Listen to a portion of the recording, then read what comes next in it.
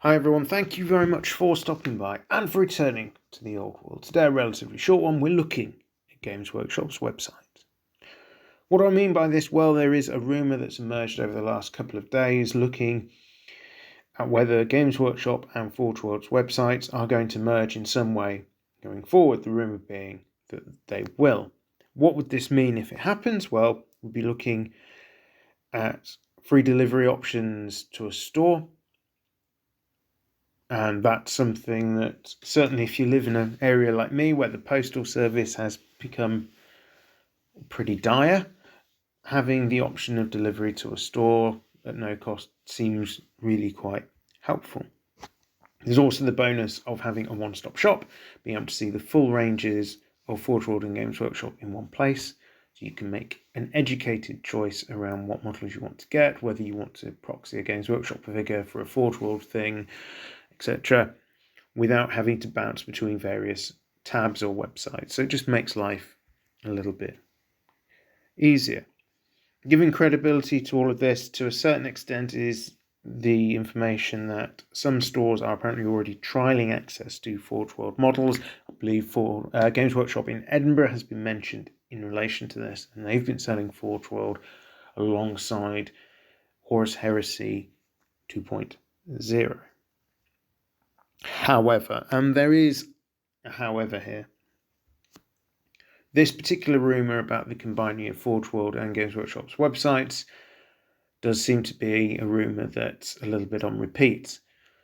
People have heard this before and have been saying that this keeps coming up every so many years. It's nothing new. If it's not happened before, that does mean it's possible that it won't be happening now.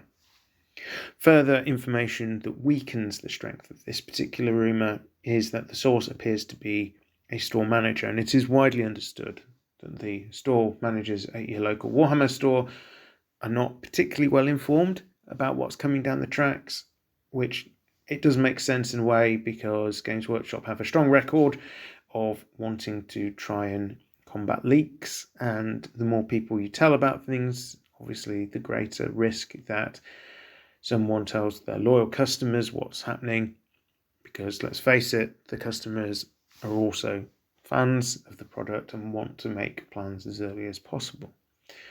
Something I think a lot of people in the Warhammer Old World space fall into. My take on this is if it happens, it happens, and it will be, I think, helpful if it did, particularly as we're looking at a lot of resin models coming out for Warhammer Old World. I think pretty much every new model we've seen for the Bretonnia range, for example, so far is resin, and a lot of people are viewing Warhammer Old World as being a Forge World game.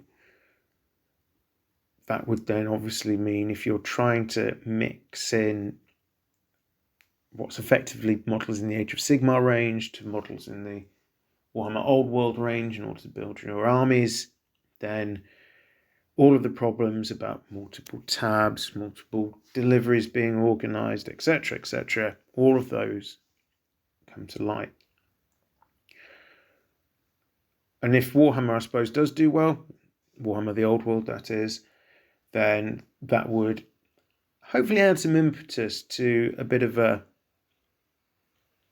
customer time-saving device, I suppose, for want of a better expression, of bringing those two ordering mechanisms together. This isn't to say it will happen. There seems a lot of doubt, but hey, it would be nice to have. All that remains for me to say at this point is thank you very much for listening. If you've enjoyed this content and possibly the back catalogue, do consider dropping a subscribe or like. It is the best way to help the channel, and the subscription will allow you to keep track of the videos as they come out. Once again, thank you very much for listening. I'm Return to the Old World. Have a great day.